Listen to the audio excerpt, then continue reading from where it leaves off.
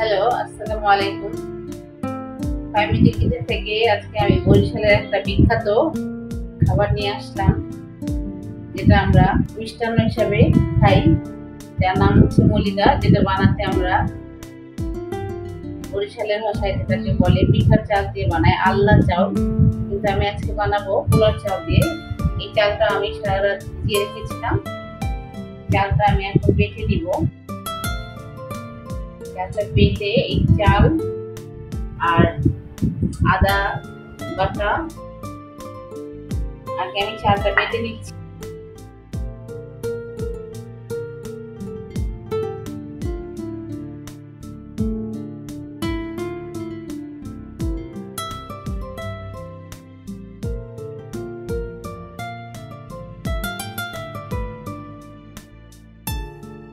আমি চালটা এখানে বেটে নিয়েছি। এখন আমি এই মলিদাটা বানাবো। এখানে আমি একটা নারকেল কোড়া নিয়ে নিয়েছি। মলিদা বানাতে একটু নরম টাইপের নারকেল, একদম ঝুনা নারকেল না, যেটা আধা ঝুনা, মানে একটু নরম নরম নারকেল, সেটা লাগবে। এখানে আমি একটা নারকেল কুড়িয়ে নিয়েছি। আর লাগবে আমার এখানে পরিমাণ মতো চিনি। চিনিটা স্বাদ অনুযায়ী, মিষ্টি কেউ কম খায় কেউ বেশি খায়। আর লাগবে আদা। যদিও এটা হয়তো অনেকে গ্যাসের সমস্যা করতে পারে, কিন্তু আদাটা দিয়ে দিলে সেই সমস্যাটা আর হবে না। এটা বরিশালের একটা বিখ্যাত মিষ্টান্ন জাতীয় খাবার। এটা বরিশালে 2 ঈদে বানিয়ে থাকে এবং দিয়ে দিলাম পরিমাণ মতো পানি। এটা একটা শরবতের মতো আর কি।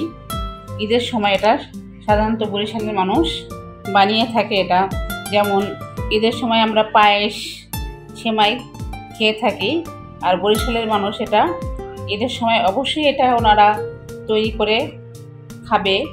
এটা ওনাদের একটা ঐতিহ্যবাহী খাবার।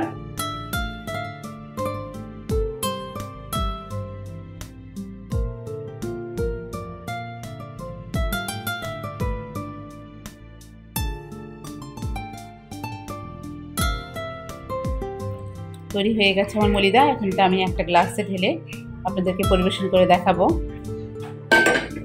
আমি একটা গ্লাসে এখন ঢেলে নিব।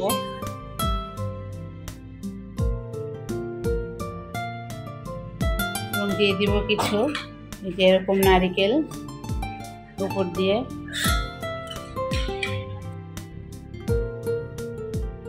একটু বরফের কুচি দিয়ে দিব কিছু। যদি ভালো লাগে তাহলে আপনারা বাসায় ভাবে বানিয়ে খেতে পারেন। ঈদের সময় সেমাই পায়েসের সাথে এই ডেজার্ট আইটেমটাও আপনারা রাখতে পারেন। এতক্ষণ আমার সাথে থাকার জন্য আপনাদেরকে অনেক ধন্যবাদ। আসসালামু আলাইকুম।